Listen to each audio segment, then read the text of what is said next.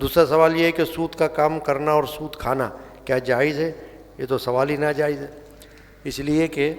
سود کا کام اور سود لینا یا سود دینا دونوں حرام ہیں، دونوں گناہ ہیں،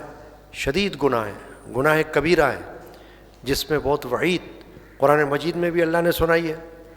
کہ سود کھانے والا روز قیامت اس طرح اللہ کی بارگاہ میں پیش ہوگا جیسے کوئی پاگل شخص پیش ہوتا ہے، مغبوط الحواس، جس کو شیطان نے چھو لیا ہو، اس حالت میں پیش ہوگا، اللہ نے فرمایا قرآن مجید میں۔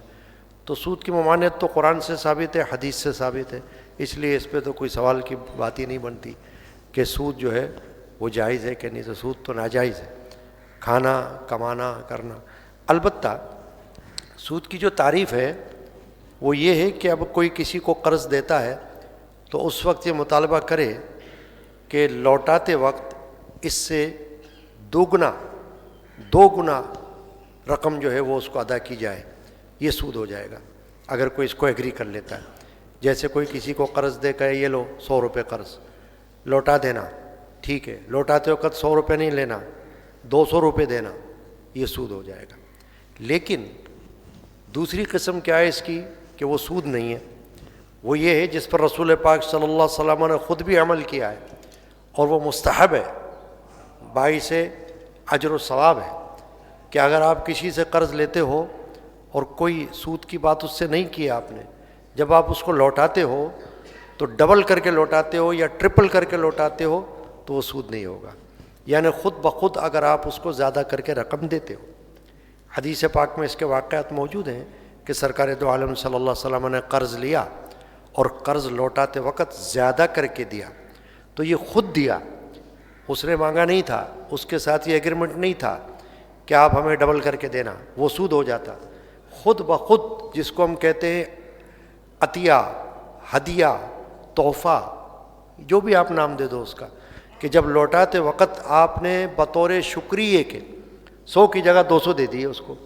تو وہ سود نہیں ہوگا بلکہ وہ اجر و ثواب ہوگا آپ کے لیے۔ تو یہ تو ہے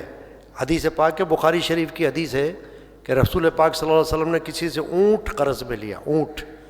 اور جب لوٹانے کا وقت آیا وہ شخص آیا تو حضور نے فرمایا اس کو اونٹ دے دو، تو صحابہ نے کہا کہ اونٹ تو جیسا اس کا تھا ویسا تو ہے ہی نہیں اب ہمارے پاس، اس سے افضل اونٹ ہے، افضل اونٹ۔ تو رسول پاک صلی اللہ علیہ وسلم فرمایا وہ افضل اونٹ اس کو دے دو، اس سے تو ہم نے جو اونٹ لیا تھا وہ تو کمتر تھا، لیکن ہمارے پاس جو اونٹ ہے وہ افضل اونٹ ہے، تو وہ افضل ہے تو افضل ہی اس کو دے دو واپس۔ تو وہ جو افضل اونٹ تھا وہ واپس کیا رسول پاک صلی اللہ علیہ وسلم نے۔ اس سے یہ ثابت ہوا کہ سود تو وہ ہوگا کہ جب کوئی لیتے وقت یہ معاہدہ کر لے کہ دیتے وقت ڈبل کر کے دے گا تو سود ہو جائے گا، لینے والے کے لیے بھی ہو جائے گا اور دینے والے کے لیے بھی ہو جائے گا، وہ منع ہے، وہ حرام ہے، وہ گناہ ہے، گناہ کبیرہ ہے۔ لیکن خود بخود اگر کوئی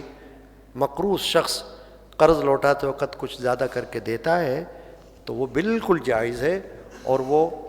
فقہا نے اس کو مستحب قرار دیا ہے کہ اچھا ہے، سنت قرار دیا ہے۔